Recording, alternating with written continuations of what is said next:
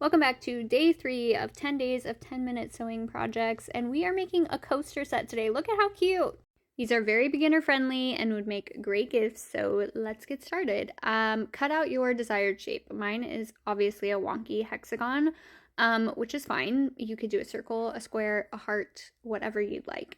So you're going to need 2 pieces of fabric in your desired shape and a piece of either cotton batting or fleece or thick fabric, whatever you want to put on the inside of your coaster to make it a little bit thicker. And then we're going to make a little sandwich. So mine was a little wonky, like I said, so this is just taking me some time to match up the edges. Hopefully yours won't be like this, but it's fine.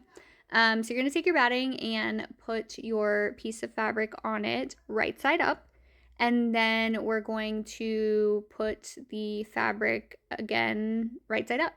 So your sandwich should be fabric, fabric, batting.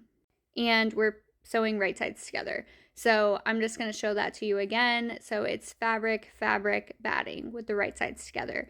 Then we're going to take it over to the sewing machine and sew.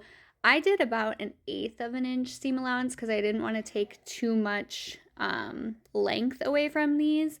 And then we're just going to leave about a 2-inch gap so we can turn it right side out. So this is the same that we've been doing for the first 2 days of this series. Leave your needle down, pick up your presser foot and pivot the fabric, and then backstitch at your opening so we don't rip the thread when we turn it right side out.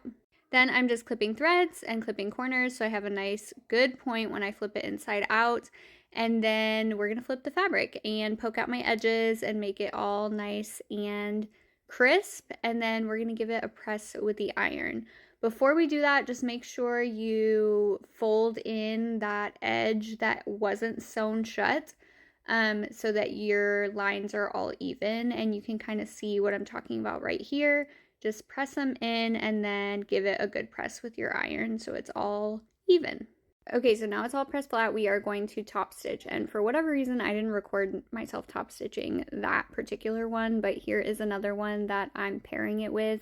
In the set, I did a top stitch about 1/8 of an inch away from the edge, just to give it a nice clean look. And this is the same again. Leave your needle down, pick your presser foot up, pivot your fabric, and go all the way around the whole piece. And that's it. These are all done. This would be a really great gift as a little set of 4 tied up with some ribbon.